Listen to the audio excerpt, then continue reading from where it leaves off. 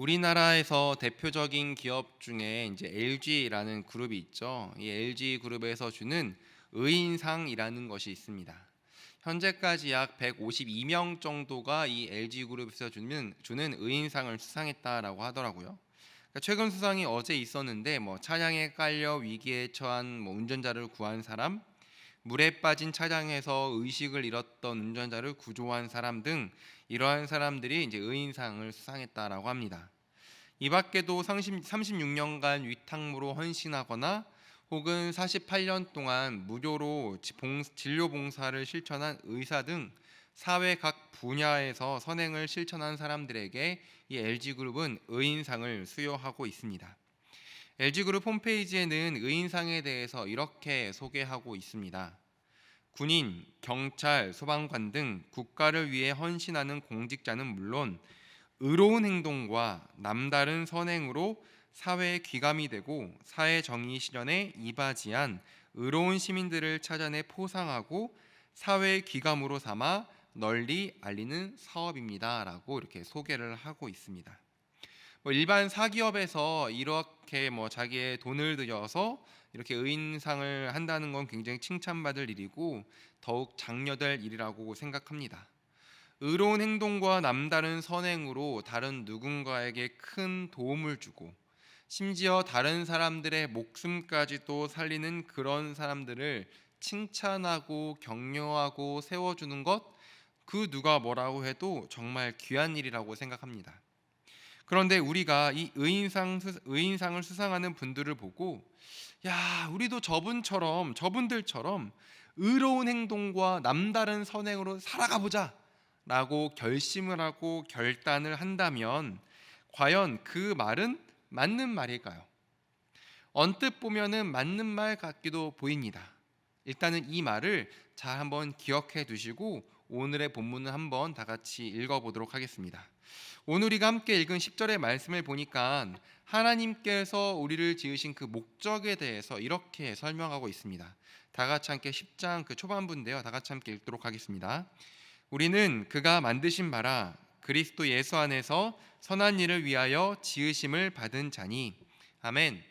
바울은 분명하게 언급을 하고 있습니다. 하나님께서 우리를 만드신 그 목적은 선한 일을 위해서 지으셨다라고 분명하게 언급을 하고 있죠. 이 말씀을 생각하기 이전에 그 모든 인생이 살아가는 모습을 한번 크게 네 가지 부류로 한번 나눠 봤습니다. 자, 첫 번째는 모든 인간은 악하게 사는 사람으로 구분할 수 있을 것 같습니다. 선한 일은커녕 요즘 뉴스에 나오는 정말 입에 담기도 어렵고 참혹한 사건들을 아무렇지 않게 저지르는 그런 사람들 있잖아요. 그런 사람들처럼 이 세상의 사람들은 악하게 사는 사람으로 한 부류를 분류할 수 있을 것 같습니다. 자, 둘째는 악하게 살진 않지만 그렇다고 해서 선하게도 살지 않는 사람입니다. 개인적으로 제가 생각했을 때 아마 대다수의 사람들이 자기 스스로 악하지도 않지만 그렇다고 선하게도 살아가지도 않는다라는 부류가 아닐까라고 생각을 합니다. 지극히 평범하게 살면서 딱히 누군가한테 피해를 주지도 않고 그렇다고 해서 누군가를 적극적으로 돕는 선행의 모습으로 살아가지도 않는 그러한 부류죠. 자, 세 번째는 자신의 신념과 또한 삶의 습관과 여러 성품에 따라서 선하게 살아가는 사람들입니다. 앞서 의인상 수상자들이 굉장히 좋은 예겠죠. 다른 사람을 위해서 희생하기도 하고 야, 주변에서 의인이다, 야, 너 정말 착하게 산다, 의롭게 산다, 선행을 하면서 산다라고 그렇게 인정받는 사람들이 이 세 번째 부류일 것 같습니다. 자, 그렇다면 악한 사람도 나왔고 악하지도 않고 선하지도 않는 그러한 부류도 나왔고 또 선하게 사는 그러한 부류도 나왔습니다. 그러면 이번에는 네 번째로는 어떤 부류의 사람이 또 남았을까요? 마지막 네 번째는 선하게 살아가긴 하는데 그렇게 살아가는 이유가 그리스도 예수 안에 있기 때문에 선하게 살아가는 사람들입니다. 물론 제가 이 네 가지는 임의로 구분한 것이긴 한데 여러분이 생각하기에 과연 어느 그룹이 10절에서 바울이 말한 대로 하나님께서 지으신 그 목적에 합당하게 살아가는 부류라고 생각합니까? 아마 여기 있는 저와 여러분들은 아마 마지막 네 번째, 즉 그리스도 예수 안에 있으니까 내가 선하게 살아가야겠다라고 결심한 사람들이라고 말할 것입니다. 그렇다면 제가 앞에서 이 부분은 좀 기억해 두시라고 말한 부분이 있었죠. 네 번째 부류의 기준에서 봤을 때, 즉 하나님께서 지으신 목적이라는 기준에서 봤을 때 앞서 의인상을 받은 분들처럼 야, 우리도 그분들처럼 의롭게 살아갑시다, 선한 일을 하면서 그분들처럼 살아가야 돼 라고 기준을 삼고 살아가는 것이 맞는 말일까요? 도덕과 윤리적 기준에선 맞을 수도 있지만 하나님께서 지으신 그 목적이라는 기준에 의하면 맞지 않는 것이죠. 왜요? 우리를 지으신 하나님의 목적은 선함을 판단하는 기준이나 신념을 자기 스스로 가지고 내가 이런 신념을 가졌고 이러한 성품이고 난 이렇게 착하게 살아야지라는 생각 때문에 살아가는 것이 아니라 하나님께서 그리스도 예수 안에 있기에 선하게 행동하는 것을 원하시는 것이 바로 하나님의 목적이었기 때문입니다.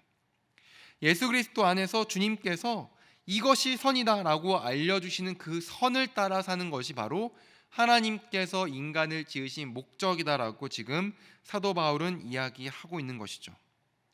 자신의 신념과 습관에 따라서 성품에 따라서 착하고 옳고 바르게 사는 것 때로는 중요하다라고 여겨질 수 있습니다. 그러나 그것이 언제나 좋은 것이 아님을 우리는 사사기를 통해 이미 알고 있죠. 사사기의 큰 비극은 이스라엘의 왕이 없으므로 사람이 각기 자기 소견에 옳은 대로 행한 것이 가장 큰 비극이었습니다. 사사기에서 수많은 잘못을 저질렀던 사람들이 자기가 이것이 잘못이다라는 것을 알고 의도적으로 행한 것이 아니라 왕이 없으므로 그 사람들이 각자 자기의 소견대로 옳은 대로 행했다. 그 결과가 사사기의 비극이지 않았습니까? 그렇게 도덕과 윤리 혹은 자기 자신이 이것이 선하다 저것이 선하다라고 판단하고 그렇게 생각해서 행동하는 것이 옳은 것이 아니라 왕이신 하나님의 명령에 따라 사는 것이 옳은 것이죠. 그렇기에 도덕과 윤리 이것저것이 아니라 하나님께서 우리를 지으신 그 목적 그리스도 예수 안에서 그분의 뜻에 합당하게 사는 것이 성경에서 이야기하는 진짜 선한 행실, 착한 삶이라고 이야기할 수 있습니다. 바울이 이렇게 우리를 지으신 목적을 얘기하면서 그리스도 예수 안에라는 조건을 붙인 이유가 있는데요. 8절과 9절이 연관이 있습니다. 다 같이 함께 8절 9절의 말씀을 읽어보도록 하겠습니다. 시작. 너희는 그 은혜에 의하여 믿음으로 말미암아 구원을 받았으니 이것은 너희에게서 난 것이 아니요 하나님의 선물이라. 행위에서 난 것이 아니니 이는 누구든지 자랑하지 못하게 함이라. 아멘. 에베소서 2장을 이렇게 쭉 읽어보면 바울이 2장을 통해 전하고자 하는 메시지가 분명하게 드러납니다. 바울은 이방인이 대다수였던 이 에베소 지역에 이 에베소서를 보내면서 둘로 하나를 만드셨다. 그러므로 이제부터 너희 즉 이방인 너희들은 외인도 아니요 나그네도 아니요 오직 성도들과 동일한 시민 하나님의 권속이라고 말하면서 유대인이나 이방인 모두 그리스도를 통해 하나가 되어 성전으로 지어져 간다는 것을 사도 바울은 2장에서 강조하고 있습니다. 그런데 왜 이런 이야기를 하는 것일까요? 당시 배경에서 유대인과 이방인이 하나 되어서 특별히 하나 되어서 하나님의 권속이다, 하나님의 자녀다, 하나님의 성전이다라고 말한다는 것이 대단히 어려웠기 때문입니다. 특별히 유대인들은 자신들이 받은 구원이 조상들로부터 혈통에 의해서 주어졌다라고 생각을 했고 또한 내가 율법을 지켜서 그것을 얻고 그것을 유지한다라고 생각했습니다. 자기가 율법을 잘 지키고 자기가 태어나 봤더니 자기의 조상이 아브라함이어서 자기가 하나님의 자녀, 하나님의 백성, 구원받은 자인 거지 아니면 구원받은 자인 거지 다른 이유가 없던 거죠. 그런데 사도 바울은 정반대 이야기를 하는 겁니다. 구원이라는 것은 내 조상이 누구라서 혹은 내가 율법을 잘 지키고 잘 순종할 수 있어서 얻은 것이 아니라 그저 주어진 하나님의 선물이라고 이야기하는 겁니다. 자, 그런데 여기서 우리가 한 가지 생각을 해봅시다. 다소 뜬금없긴 한데, 혹시 여러분은 추첨을 통해서 사은품을 받아본 적이 있나요? 제가 김포에서 이제 한 3달 정도 이제 신혼생활을 했을 때인데, 오피스텔에서 이제 3달 정도 살 때였습니다. 이제 어깨가 아파서 이제 물리치료를 받으러 병원을 가야 하는데, 원래 다니던 곳이 이제 지하철로는 딱 한 정거장밖에 떨어지지 않은 그러한 곳이었습니다. 한 걸어서는 15분에서 한 20분 정도 걸렸던 것 같아요. 그러니까 당연히 운동 삼아 걸어가는 일이 많았죠. 하루는 물리치료를 받고 돌아오는 길에 그 롯데 하이마트가 새로 오픈해서 이제 부스를 차려놓고 막 홍보를 하는 겁니다. 제가 이제 막 지나가는데 사람들이 이렇게 막 웅성웅성 모여 있으니까 그냥 또 지나갈 수는 없잖아요. 그래서 한번 무슨 일이 있는지 한번 기웃거려 봤습니다. 봤더니 이제 뭐 어떤 것을 좀 미션 같은 걸 수행하면은 추첨을 받을 만한 자격을 주고 그 용지를 가지고 추첨하는 장소에 가서 이렇게 뽑으면은 상품을 준다. 뭐 이런 행사였습니다. 뭐 당연히 가던 발걸음을 돌려 굳이 들어가서 그 종이를 받아서 1층 가서 스탬프 찍고 2층 가서 스탬프 찍고 뭐 카카오톡 플러스 친구 추가라고 해서 그거 추가 또 해서 그 추첨을 받을 수 있는 자격을 제가 획득을 했습니다. 그래서 추첨하는 장소로 가서 이제 제가 추첨을 하는데 1등부터 7등까지의 상품이 있었습니다. 당연히 저는 1등을 바랬죠.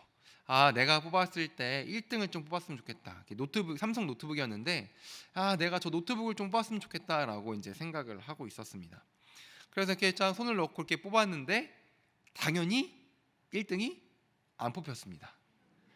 6등이 뽑혔습니다. 그러니까 6등은 그 칼과 가위 세트였거든요. 이제 그걸 받고 나서는 뭐 1등은 아니지만 그래도 신혼 살림에 좀 보탬이 되겠다 하는 마음에 그래도 뭐 감사하긴 했죠. 지금도 그 칼과 가위를 이제 쓰고 있는데, 아무튼 사은품으로 여러 가지 물건들이 이렇게 있고 제가 그 중에서 어떤 것을 뽑았는데 그것이 뭐 1등이 아니라 뭐 꽝이든 6등이든 뭐 내가 뽑아서 잘못 나온 거면은 뭐 내가 잘못 뽑았네 하면서 그냥 뭐 넘어갈 수 있습니다. 아쉬운 마음은 있겠지만 뭐 어쩔 수 없다라고 이렇게 넘어갈 수는 있을 것 같아요. 그런데 만일 내가 뽑지도 않고 아니 뽑을 수도 없고 선택해서 가질 수도 없는 물건, 그러나 누군가는 그 옆에서 물건을 당신을 위한 선물입니다라고 하면서 그냥 받아가는데, 나는 아무리 노력하고 내가 스탬프에 아무리 종에다가 스탬프를 아무리 찍고 별짓을 다 해도 나는 그 선물을 받을 수 없는 대상자가 아니라서 선물 근처에도 가지 못한다라면 어떻겠습니까? 그냥 아쉬움에서 끝날까요? 아, 내가 추첨을 했는데 1등이 안 나왔네. 그 아쉬움에서 그냥 끝나는 걸까요? 나아가 그것이 그냥 있어도 그만 혹은 없어도 그만한 물건이 아니라 과연 구원에 관한 문제라면 어떻겠습니까? 바울은 구원이 너희에게서 난 것이 아니요 하나님의 선물이라고 이야기합니다. 한없는 그 은혜에 의해서 믿음으로 말미암아 구원을 받았는데, 그 구원은 내가 여러 사은품 중에서 하나를 선택한 것도 아니면 내가 일정한 미션을 수행해서 그 자격을 획득할 수 있는 것도 아니라 아무것도 하지 않았는데 주어지는 하나님의 선물이라는 겁니다. 누군가는 말할 겁니다. 특히 그 선물을 받지 못했다라고 생각하는 사람들에게는 야, 어떻게 그것이 선물이냐? 나는 못 받았는데 너희는 받았다고 해서 선물이라고 얘기할 수 있느냐라고 따질 수도 있죠. 누군가한테는 선물일지 몰라도 받지 않은 누군가한테는 아무런 이유 없이 구원을 선물로 받지 못했다는 절망으로 표현될 수 있다라는 겁니다. 그렇다면 이것을 생각했을 때 과연 선물이라는 게 공정한 것일까? 공평한 것일까라는 것은 질문을 던져볼 수가 있는 것이죠. 그러나 과연 이것이 하나님께서 우리에게 은혜를 통하여서 믿음으로 말미암아 구원을 선물로 주신 것이 정말 불합리하고 불공평한 것일까요? 구원이 그저 선물로서 주어지는 것이 어느 한쪽에만 유리하고 좋은 것일까요? 저는 아니라고 생각합니다. 오히려 아무 조건 없이 전혀 예상하지 못한 상황에서 그저 선물로서 주어지는 것이 구원이기에 그 무엇보다 공평한 것이 하나님의 선물이라고 생각합니다. 제가 앞서 바울이 에베소 2장을 통해서 전하고자 하는 메시지가 유대인들과 이방인이 예수 그리스도 안에서 하나 되었다라는 것을 강조하는 것이라고 말씀드렸죠.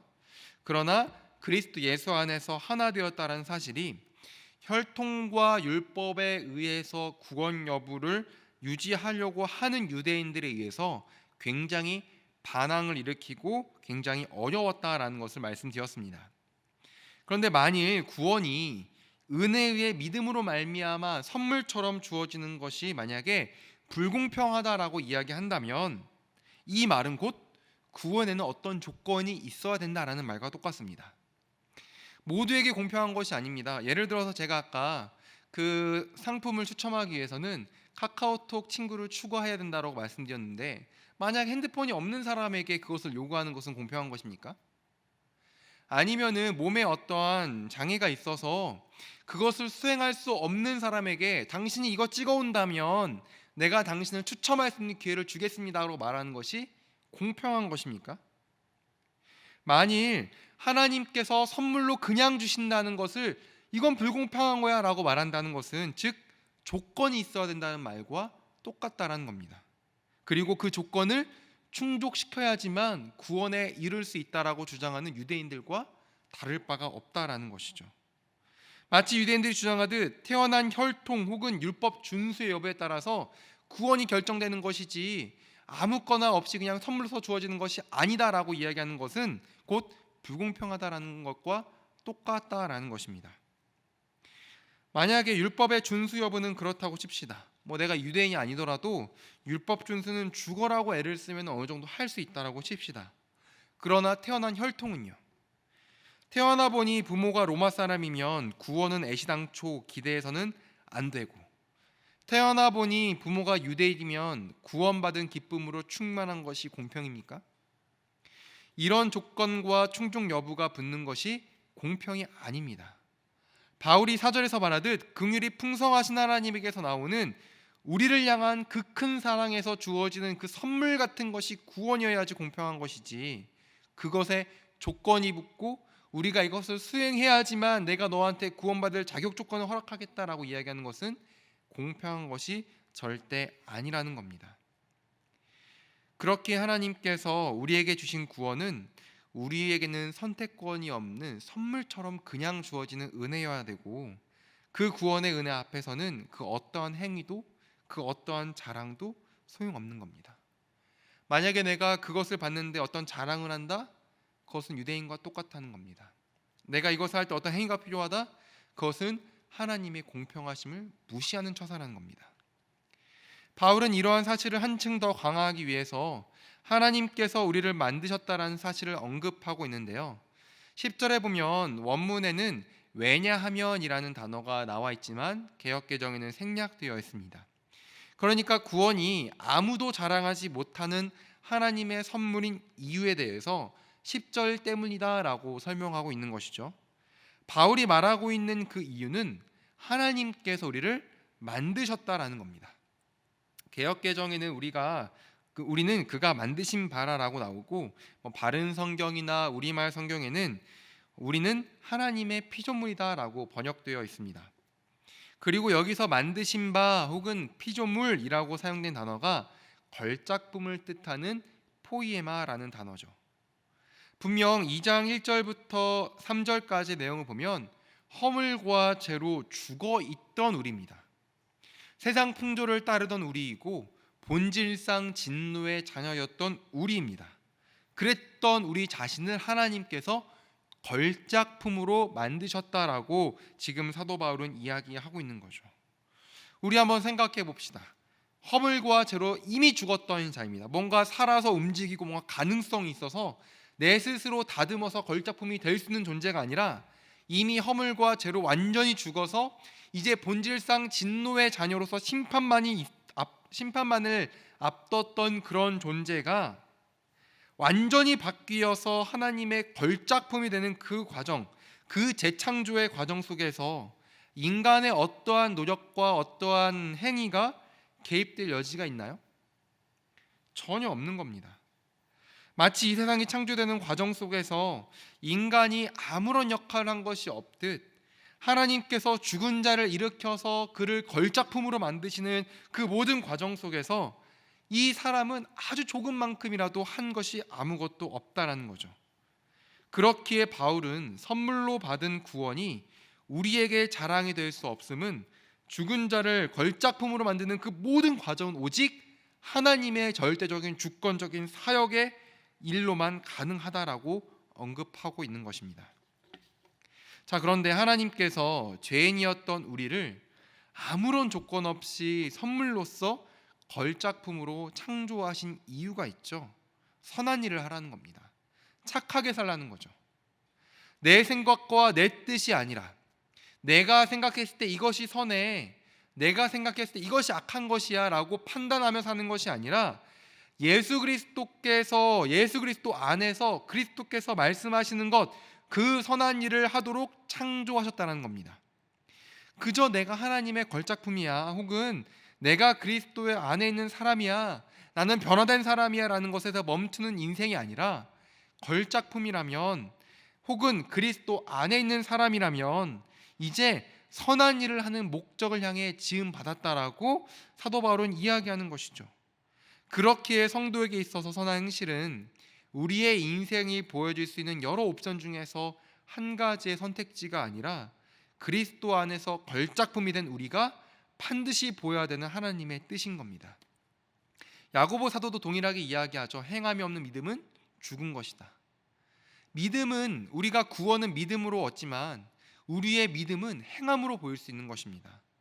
그렇게 사도 바울은 그리스도 예수 안에서 선한 일을 하라라고 이야기하고 그것이 바로 걸작품된 자의 속성이다라고 강조하고 있는 거죠.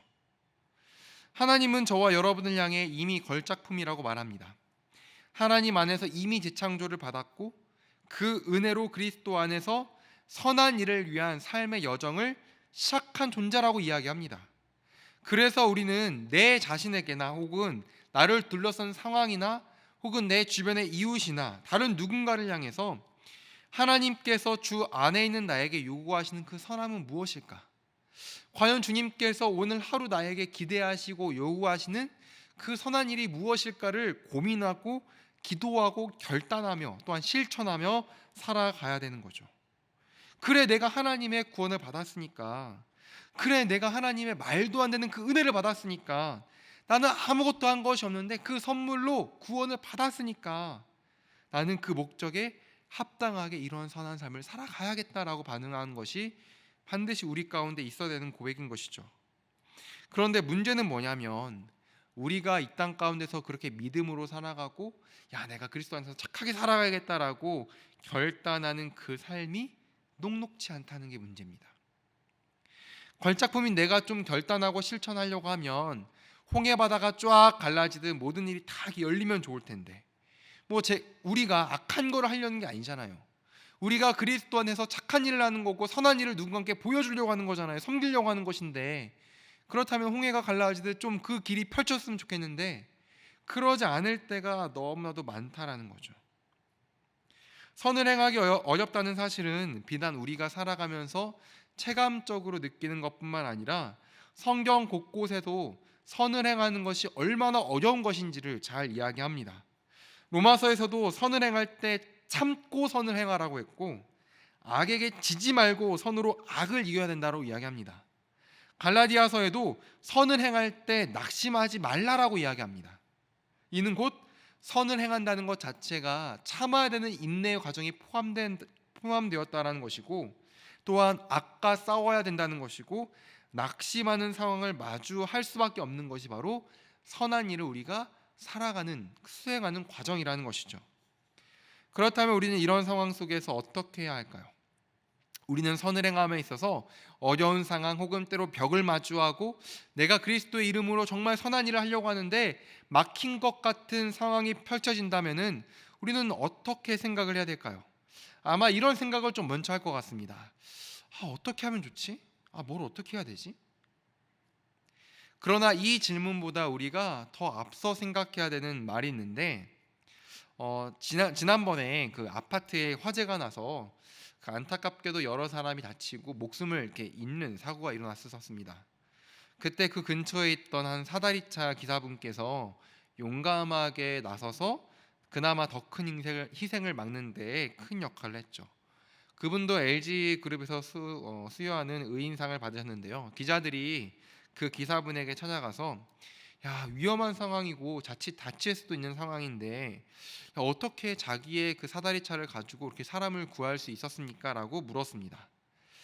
기자가 던진 어떻게 그런 행동을 할 수 있었냐라는 질문은 아마도 사람들의 관심을 대변한 질문이라고 저는 생각합니다.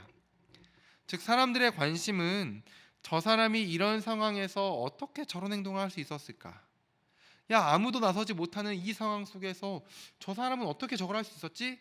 라는 그 질문에 초점이 맞춰진 것 같습니다. 만약에 그 대답을 들으면 자신도 그것을 할 수 있는 것처럼 생각해서 말이죠.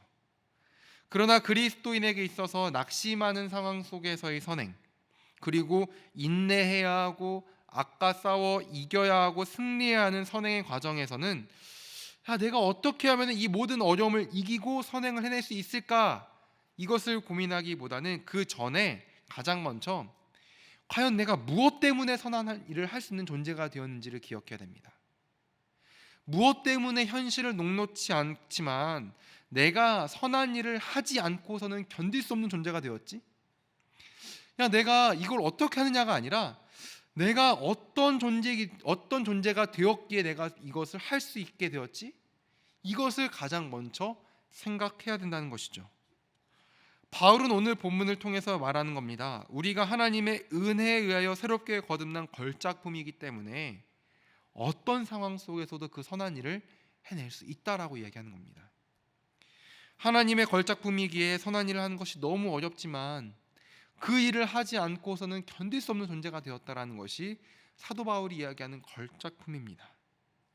그리고 하나님께서 나를 걸작품으로 만드는 것에는 오직 그 하나님의 능력만, 하나님의 주권만 있었듯이 그분의 목적인 그리스도 예수 안에서 선한 일을 이뤄가는 그 모든 과정도 나의 능력이나 나의 능력치나 나의 어떠함이 아닌 하나님의 능력으로 이 모든 것을 이뤄 가신다라는 것이 바로 우리는 하나님의 걸작품입니다라고 하는 그 고백 가운데 담겨진 것이죠. 바울은 데살로니가 후서 2장 16절에서 17절의 말씀에서 이렇게 구하고 있습니다. 다 같이 함께 바울의 구함을 읽어보도록 하겠습니다. 시작. 우리 주 예수 그리스도와 우리를 사랑하시고 영원한 위로와 좋은 소망을 은혜로 주신 하나님 우리 아버지께서 너희 마음을 위로하시고 모든 선한 일과 말에 굳건하게 하시기를 원하노라. 아멘. 우리 주 예수 그리스도와 우리를 사랑하시고 영원한 위로와 좋은 소망을 은혜로 주신 하나님 우리 아버지께서 우리의 마음을 위로하시고 모든 선한 일과 말을 함에 있어서 넘어지지 않고 굳건하게 하시길 원한다. 바울의 간구처럼 모든 선한 일을 함에 있어서 녹록치 않은 상황 가운데서도 우리를 위로하시는 분은 하나님이십니다. 그리고 그것을 할 수 있도록 굳건하게 붙드시는 분도 하나님이십니다. 사랑하는 성도 여러분, 허물과 죄로 죽었던 우리에게 하나님께서 주권적인 은혜로 구원을 선물로 주셨습니다. 허물과 죄로 죽어서 본질상 진노의 자녀여서 앞으로 이제 심판만 남아있던 우리를 하나님께서 그 크신 공평함과 공의로서 구원을 선물로 주셨다는 거죠. 나의 어떠함과 전혀 상관없는 그저 받은 선물이기에 가장 공평한 것입니다. 그리고 그 하나님께서 우리를 걸작품으로 재창조하셨죠. 그러고는 말씀하십니다. 걸작품으로 너희를 다시 만들었으니까 나를 믿고 이 세상에서 그리스도를 위하여 선한 일을 살아봐라. 그렇게 말씀하시는 거죠. 비록 믿음으로 살아가고 내 믿음을 선한 행실로 보이는 삶이 너무 힘들고 지친다고 할지라도 그것을 이루시는 분도 또한 그것을 가능케 하신 분도 오직 여호와 하나님이심을 우리는 늘 고백해야 합니다. 그리고 하나님께서 그리스도 안에서 나에게 요구하시는 선한 일은 과연 무엇일까라는 것을 기도하고 하나님께서 그 기도 가운데 생각나게 하는 지체, 혹은 생각나게 하는 장소, 혹은 생각나게 하는 그 대상을 위해서 우리는 한 걸음 선한 일을 해 나가야 되는 것이죠. 실패하고 어려울수록 그 모든 것을 하나님께서 이루심을 우리는 경험하게 될 것입니다. 그 모든 걸작품이 되어서 하나님께서 이 모든 선함을 행하는 것에 있어서 야, 내가 걸작품이니까 이 정도는 능히 할 수 있네, 야, 나는 실패하지 않고 할 수 있다라고 자신하고 자만하는 것은, 그것은 걸작품으로 만드신 하나님을 또다시 무시하는 행동이겠죠. 그렇게 우리는 선을 행할 때 낙심하지 말고, 그래, 내가 비록 이런 어려움에 있고 내가 주의 뜻을 행하는데 이러한 상황에 처해 있지만 나를 걸작품으로 다시 한번 창조하신 하나님께서 나를 붙들고 나를 인도하고 계신다라는 고백으로 오늘 하루도 우리에게 주어진 선을 행해야 되는 것입니다. 아마 각자, 여기는 우리 각자 모두에게 하나님께서 요구하시는 선한 행실은 다 다를 거라고 생각합니다. 기도 중에 하나님의 그 은혜를 발견하고 또한 그 대상을 발견해서 오늘 과연 내가 선을 베풀 대상이 누굴까? 내가 선한 일과 선한 모습으로 걸어가야 될 장소는 어디일까? 그것을 발견하고 그것을 행할 때 하나님의 큰 은혜를 누리시는 우리 모든 하나님의 걸작품 되시기를 주님의 이름으로 소망해 봅니다. 기도하겠습니다. 사랑과 은혜가 풍성하신 하나님 아버지, 은혜를 감사합니다. 하나님 아버지, 하나님께서 허물과 죄로 죽었던 우리를 무조건적인 은혜로 우리를 살리시고 걸작품으로 만드셨습니다. 하나님, 주님께서 우리를 걸작품 만드셨고 그 하나님께서 우리를 예수 그리스도 안에서 선한 행실을 요구하는, 그것을 목적으로 하는 삶으로 우리를 빚으셨습니다. 하나님, 우리가 이러한 삶을 살아가길 소망합니다. 비록 이 땅 가운데 살아가면서 많은 어려움과 또한 많은 환경과 많은 실패와 좌절 가운데 하나님의 뜻을 실천하는 것이 매우 어렵다고 할지라도 나를 걸작품으로 만드신 하나님이 있기에 내가 다시 한번 내딜 수 있도록 도와주시고, 나를 걸작품으로 만드신 하나님의 그 은혜와 그 강한 능력이 있기에 내가 오늘 하루도 착한 행실로 주 앞에 나아갈 수 있도록, 이 땅을 살아갈 수 있도록 주여 인도하여 주옵소서. 한 가지 기도하는 것은 우리 사랑하는 각 성도들에게 하나님께서 요구하시는 선한 행실의 대상들이 다 다를 것입니다. 주님, 그 대상들을 밝히 보여주시고 우리가 그 대상들, 주님께서 허락하신 그 대상들을 향하여서 기도하는 마음으로 걸작품된 우리가 선한 행실로 나아갈 수 있도록 주여 인도하여 주옵소서. 실패와 좌절을 맛볼 때마다 하나님의 능력을 경험할 수 있도록 도와주시고 오늘도 하나님께서 일하고 계심을 고백할 수 있는 주의 모든 자녀 될 수 있도록 주여 인도하여 주옵소서. 감사하며 우리를 구원하신 예수님의 이름으로 기도드립니다. 아멘.